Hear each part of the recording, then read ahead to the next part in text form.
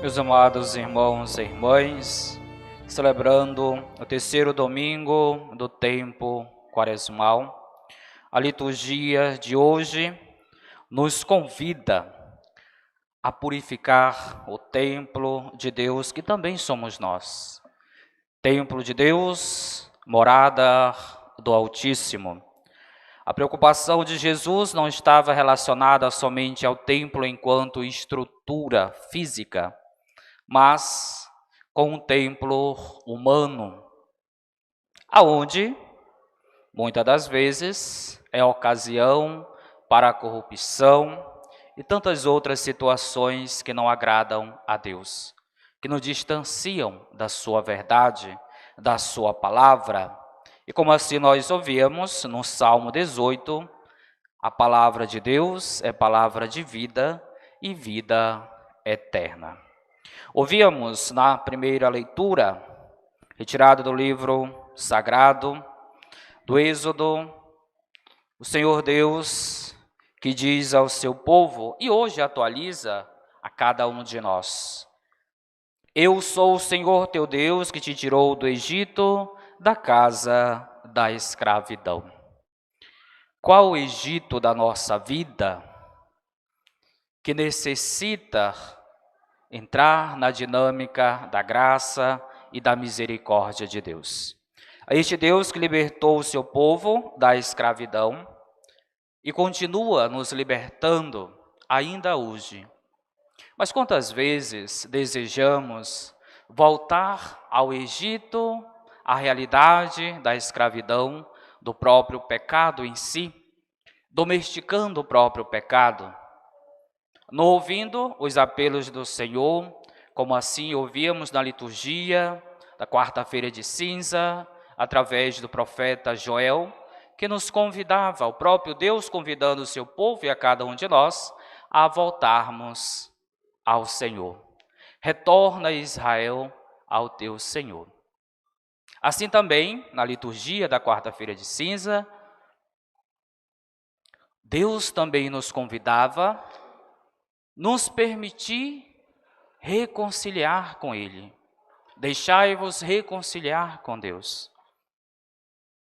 E nós sabemos, meus amados irmãos e irmãs, que Deus é misericórdia, mas também é justiça.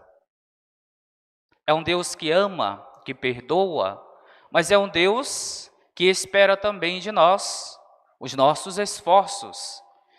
Ele nos oferece a sua graça, mas quer que cada um de nós também nos esforcemos nesta grande caminhada, neste itinerário de conversão proposta do tempo quaresmal a cada um de nós também. Ouvíamos ainda, na primeira leitura, o convite que Deus faz para a observância dos mandamentos. Talvez em algum momento da nossa vida, na observância dos mandamentos do Senhor, chegamos a imaginar que é impossível segui-lo. Às vezes, até vemos como um fardo pesado, mas como posso seguir tudo isto? Não terei mais a minha liberdade? E nós sabemos, assim como o pensamento de Santo Agostinho, que a verdadeira liberdade é a escolha do bem, é a escolha de Deus. Escolher por Deus não significa perder a sua liberdade, antes encontrá-la para a felicidade e felicidade eterna. Observar os mandamentos do Senhor é a ocasião para nos aproximarmos dele e nesta aproximação buscar a graça da salvação. E com isso, nós ouvíamos no Santo Evangelho Jesus falando da realidade de templo, e eu dizia que não se trata simplesmente do templo físico, mas do templo humano que somos nós. Que necessitamos, aqui e acolá, buscarmos a graça da purificação, este templo que somos, esta imagem de Deus que recebemos no ato da criação, no ato do seu amor, criado à sua imagem e semelhança. E devemos nos questionar, como é que está esta imagem? Como é que está esta semelhança? Aproximada ao de Deus? Ou o pecado fez com que me distanciasse do ideal, do projeto de Deus, que é a santidade? O zelo por sua casa me consumirá. O zelo que devemos ter por esta obra de Deus que somos. Milagre da criação, como já dizia um pensador cristão. Somos milagres da criação. Mas este mesmo pensador falava que assim como nós podemos ascender, progredir ao ponto de nos igualarmos aos anjos, nós podemos decair ao ponto de nos compararmos aos animais irracionais. Para dizer que ganhamos nesta subida, neste progresso, em vista da santidade. Mas como chegarmos a esta realidade? Cuidando do templo de Deus que somos nós, zelando por uma vida de oração, por uma conduta reta na observância dos mandamentos, e neste contexto também da campanha da fraternidade, na amizade uns para com os outros. Talvez você se pergunte, mas já faço tudo isto. A questão não é você fazer, é como você está realizando tudo isto. Pois podemos estar dentro deste templo sagrado, enquanto realidade física, mas o meu coração possa ser que esteja distante de Deus. As minhas ações tenham se distanciado do projeto de Deus, da observância dos seus mandamentos.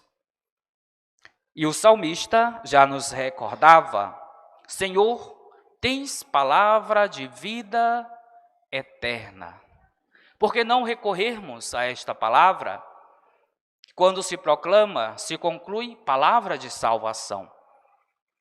Por que não nos atentarmos mais ainda na escuta, na meditação, mas na configuração também de me tornar um evangelho vivo, de um anúncio autêntico, a partir do mandato missionário de Jesus, que nos convida a sairmos em missão, ou ainda aos apelos do Papa Francisco a sermos uma igreja em saída.